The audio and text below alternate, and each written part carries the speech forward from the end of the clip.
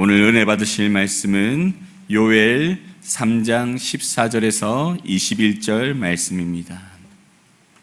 구역성경 1273면 전후에 있는 요엘 3장 14절에서 21절 말씀입니다.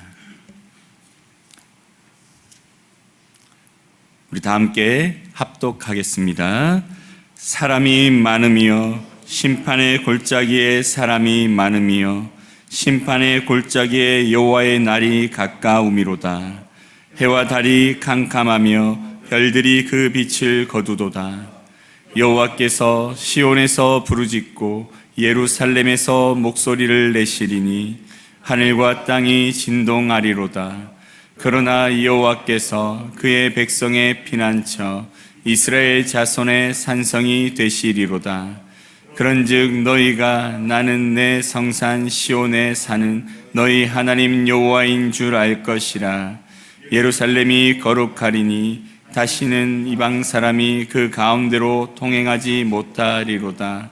그 날에 산들이 단 포도주를 떨어뜨릴 것이며 작은 산들이 젖을 흘릴 것이며 유다 모든 시내가 물을 흘릴 것이며 여호와의 성전에서 샘이 흘러 나와서 시딤 골짜기에 대리라. 그러나 애굽은 황무지가 되겠고 에돔은 황무한 들이 되리니 이는 그들이 유다 자손에게 화학을 행하여 무죄한 피를 그 땅에서 흘렸음이니라.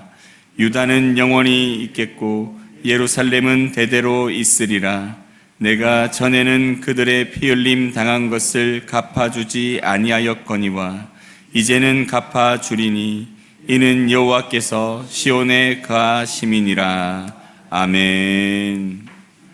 오늘 새벽에 심판 앞에 경험하는 구원의 기쁨이라는 제목으로 함께 말씀을 나누실 때 하나님의 크신 은혜가 있기를 간절히 소망합니다.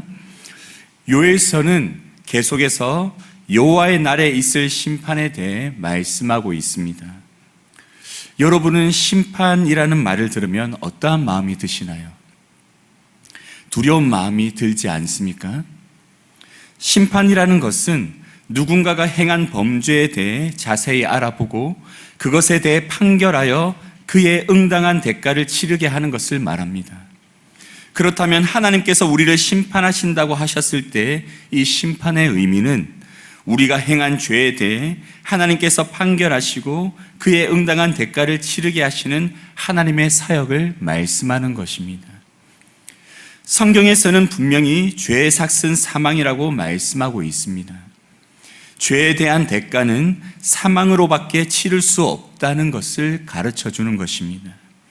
거룩하신 하나님 앞에서 심판받는 모든 인생들은 그들의 죄악이 하나님 앞에서 밝히 드러나게 될 텐데 이러한 인생들의 결국은 사망의 판결밖에 없다는 것을 성경이 지금 가르쳐주고 있는 것입니다. 하나님의 심판 앞에서 모든 인생들은 죽음을 피할 수 없습니다. 그렇기에 우리 또한 심판을 생각할 때 나도 모르게 두려움을 느끼게 되는 것입니다. 이러한 심판에 대해 요엘 선지자는 오늘 말씀을 통해 선포하고 있습니다. 그러나 이 심판의 메시지 이후에 주시는 하나님의 말씀은 우리를 향한 축복의 메시지로 이어지게 되어집니다. 열방의 나라가 하나님 앞에서 대적함으로 인해 결국 하나님의 심판으로 진멸될 것을 선포함과 동시에 하나님께서 또 하나 주신 말씀이 무엇이냐면 바로 택한 백성은 하나님께서 안전하게 지키시고 보호하심으로 축복하실 것을 약속하고 계신 것입니다. 오늘 말씀을 통해서 심판의 메시지가 선포된과 동시에 우리에게 주어지는 구원의 메시지가 얼마나 큰 은혜인지 깨닫게 되길 간절히 축원합니다. 먼저 하나님께서 여호와의 날에 행하실 심판에 대해 우리 알아보겠습니다. 우리 14절에서 16절 말씀 다시 한번 읽겠습니다. 시작. 사람이 많음이여 심판의 골짜기에 사람이 많음이여 해와 달이 캄캄하며 별들이 그 빛을 거두도다. 여호와께서 시온에서 부르짖고 예루살렘에서 목소리를 내시리니 하늘과 땅이 진동하리로다. 그러나 여호와께서 그의 백성의 피난처 이스라엘 자손의 산성이 되시리로다. 아멘. 우리 오늘 본문 이전에 12절에서 하나님께서는 열방의 군대들을 여호사밧 골짜기로 모으셨다라고 기록한 것을 보았습니다. 그리고 그곳에서 심판하시겠다고 하나님은 분명히 말씀하셨습니다. 그런데 여호와의 명령에 따라 여호사밧 골짜기에 모인 민족들의 수가 얼마나 많은지 모릅니다. 좀 전에 읽었던 14절 말씀에 보면 사람이 많음이여, 심판의 골짜기에 사람이 많음이여 라고 기록하면서 반복적으로 기록하는 이 표현을 통해서 얼마나 사람이 많은지에 대해 우리에게 가르쳐주고 있죠. 엄청난 열방의 군대가 아무것도 모른 채 그 마지막 심판의 날에 여호와께 대적하기 위해 그 수를 모아서 그 앞에 골짜기에 모여 진을 치고 있었다라는 것입니다. 이 얼마나 안타까운 모습입니까? 이것은 마지막 날에 여호와의 심판 앞에서 사망을 판결받고 영원한 죽음에 이르게 될 영혼들이 얼마나 많은지를 우리에게 상징적으로 보여주고 있는 말씀입니다. 그리고 이렇게 많은 사람들이 모인 그 골짜기에 해와 달이 캄캄해지고 별들이 그 빛을 거두는 어둠이 임하는 것이 기록되어 있습니다. 이제 하나님의 심판이 그곳에 임하고 있음을 상징적으로 보여주는 것이죠. 그리고 드디어 하나님께서 목소리를 내십니다. 16절에서 여호와께서 시온에서 부르짖으시고 예루살렘에서 목소리를 내시리니 라고 말씀하며 심판의 주권자가 하나님이심을 선포하고 이제 그 하나님께서 이 모든 열방을 심판하실 것을 말씀하고 있습니다. 전능하신 하나님께서, 창조주 하나님께서 이제 열방 가운데 심판을 선고하고 계신 것입니다. 하나님께서 판결하고 선고하시면 그것은 확정되는 것입니다. 더 이상 그 누구도 항소할 수 없습니다. 이러한 최종적인 무서운 판결이 이 땅의 모든 열방이 하나님 앞에 모인 가운데 하나님께서 부르짖으며 그들에게 선포하심으로 내려진다라는 것이죠. 여러분, 하나님께서 그들에게 사망의 판결을 선포하고 부르짖으며 판결하실 때 그 앞에 있는 영혼들은 얼마나 이를 갈며 후회하겠습니까?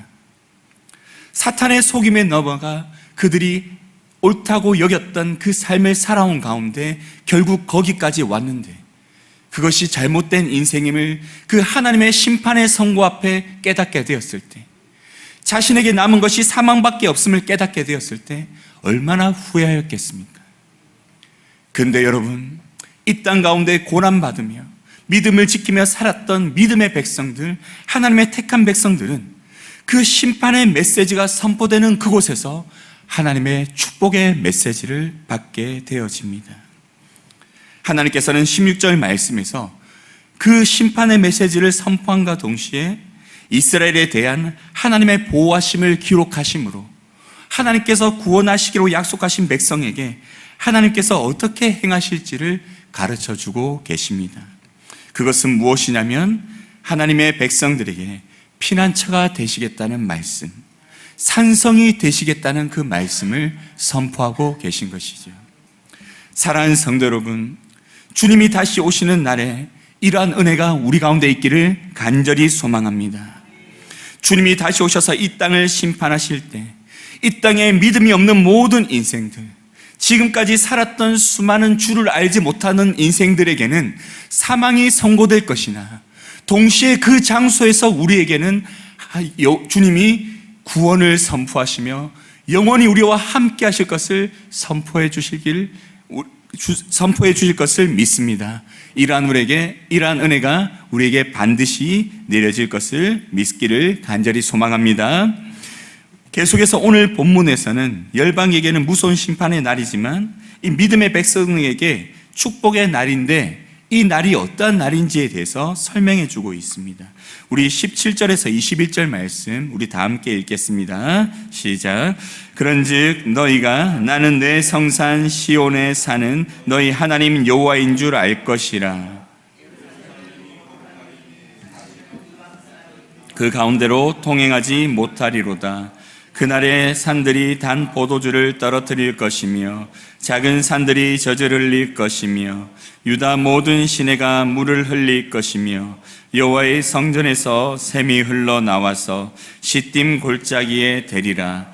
그러나 애굽은 황무지가 되겠고 에돔은 황무한 들이 되리니 이는 그들이 유다 자손에게 포악을 행하여 무죄한 피를 그 땅에서 흘렸음이니라.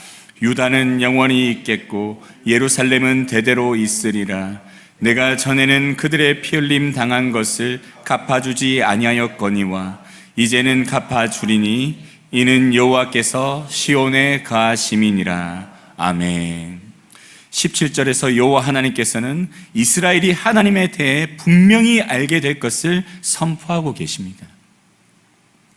희미하게 알았던 그 하나님, 우리가 성령 충만할 때야 우리가 조금씩 알게 되었던 그 하나님을 이제 그 마지막 때, 그 심판의 때 이스라엘 백성들이 눈으로 목격하며 그 음성을 들으며 분명히 알게 될 것을 지금 말씀해 주고 있는 것이죠. 애굽에 내려졌던 수많은 재앙 속에서도 이스라엘을 구별하여 지키시고 보호하신 그 하나님, 만나와 메추라기로 헤아릴 수 없는 수많은 이스라엘 백성들을 40년 광야의 기간 동안에 줄이지 않게 하신 그 하나님, 또 이방 민족과 계속되는 전쟁 속에서 이스라엘을 승리하게 하신 그 말로만 듣던 그 하나님을 그들은 그 앞에서 목격하며 그 하나님이 이제 이스라엘을 위해서 행하실 일들을 기대하고 소망하는 가운데 바라보게 될 것을 요엘 선지자는 말씀하고 있습니다. 그리고 그 하나님께서 예루살렘을 거룩하게 하시고 다시는 이방인들이 그 땅을 밟지 못하도록, 지나가지 못하도록 지키실 것이라고 말씀하고 있습니다. 하나님께서 이제 임재하시고 통치하시는데 어떻게 이방의 민족이 침략할 수 있겠습니까? 이스라엘 가운데, 또 특별히 하나님께서 임재하신 예루살렘 가운데 어떻게 발을 들일 수 있겠습니까? 이제 여호와께서 이스라엘 백성들이 있는 그곳에 임재하시고 주인이 되어 주시고 다스리심으로 이제 그 누구도 이스라엘을 침범하지 못하도록, 괴롭히지 못하도록 하나님이 지키시겠다고 지금 약속하고 계신 것입니다. 그리고 하나님이 이스라엘 가운데 임재하시자마자 놀라운 은혜가 임하게 됩니다. 18절에서 이스라엘 가운데 임하게 될 풍요가 기록되어져 있는데, 앞서 요엘서 1, 2장 말씀을 보면 메뚜기들이 지나가며 이스라엘의 모든 먹을 것을 쓸어버린 상황이 기록되어 있죠. 하지만 여호와께서 임재하시자 어떠한 일이 일어나게 되는지 기록하고 있는데, 산들이 단 포도주를 떨어뜨리고 작은 산들이 젖을 흘리며 모든 시내에 물이 흐르며 예루살렘에서 샘이 나와 시딤 골짜기로 흘러갈 것을 지금 성경이 말씀해 주고 있습니다. 여호와께서 채우시는 풍요가 이제 이스라엘 온 땅 가운데 넘치게 될 것을 말씀해 주고 있는 것입니다. 그리고 마지막으로 19절에서 22절에서는 다시 한번 이스라엘을 대적했던 수많은 열방의 심판을 선포하시며 다시는 그 누구도 이스라엘을 대적할 수 없을 것에 대해서 말씀하고 계시죠. 지금까지는 여호와께서 참으셨으나 하나님을 경외하는 백성을 괴롭힌 애굽과 에돔, 대표적인 이 두 나라를 심판하시겠다고 약속하시며 이제는 그 누구도 이스라엘을 괴롭히지 못할 것에 대해 하나님께서는 말씀하고 계십니다. 이스라엘의 원수를 하나님이 갚으시겠다고 선포하고 계신 것이죠. 사랑하는 성도 여러분, 지금 요엘 선지자의 이 말씀을 통해서 하나님이 우리에게 주시는 것은 마지막 때에도 여호와께서는 우리에게 똑같은 은혜의 말씀을 선포해 주실 것이다 라는 것입니다. 이제 주님이 이 땅에 오셨을 때 주님께서는 이 땅에서 우리가 받았던 이 모든 고난이 완전히 그치도록 하실 걸 믿으시길 간절히 축원합니다. 사탄의 통치 아래에서 괴로움을 당하던 우리 모든 믿음의 백성들이 사탄이 진멸됨으로 인해 더 이상 사탄의 공격을 받지 않고 오직 주님이 함께 하시는 그 영원한 하나님의 나라에서 주님이 베풀어 주시는 은혜와 사랑 가운데 거하게 될 것을 믿으시길 간절히 소망합니다. 그리고 더 이상 진멸된 사탄은 우리를 공격할 수 없습니다. 여호와께서 심판하심으로, 주님이 심판하심으로 완전히 사라졌으므로 우리를 다시 괴롭힐 수 없습니다. 이러한 은혜가 이제 영원히 우리와 함께하게 될 것입니다. 이 메시지가 오늘 우리에게 주어진 것은 마지막 날을 더욱 사모하길 원하시는 하나님의 뜻인 줄 믿습니다. 마지막 심판의 때 그 심판이 선포되는 그곳에서 우리에게 선포될 구원의 은혜의 메시지를 우리가 기다리며 이 시대 속의 고난 속에서도 믿음으로 승리하며 살아가는 주의 성도님들 될 수 있길 간절히 소망합니다. 아멘. 다 함께 기도드리겠습니다. 사랑의 하나님 아버지, 주님의 은혜가 이 시간 우리 가운데 있길 간절히 소망합니다. 이 땅에서 우리가 받는 이 고난이 잠시임을 기억하고 마지막 때에 여호와 주님이 완전히 승리하심으로 이 고난을 끝내시고 우리에게 영원한 은혜와 기쁨을 주실 것을 소망하며 하루하루를 믿음으로 주님을 바라보며 승리하는 모든 성도들 되게 하여 주시옵소서. 마지막 때에 선포될 심판이 나를 향한 것이 아니라 구원의 선포가 나를 향한 것임을 믿음으로 바라보게 하여 주옵소서. 오늘 이 시간 또 예물을 드린 손길이 있습니다. 그 손길 가운데 함께하여 주셔서 하나님 나라의 은혜를 풍성히 채워주시고 오늘 하루도 하나님의 살아계심을 더욱 경험하는 은혜가 있도록 역사하여 주시옵소서. 새벽에 나온 주의 성도들 가운데도 놀라운 은혜를 주실 것을 믿고 감사드리며 예수님의 이름으로 기도드립니다. 아멘.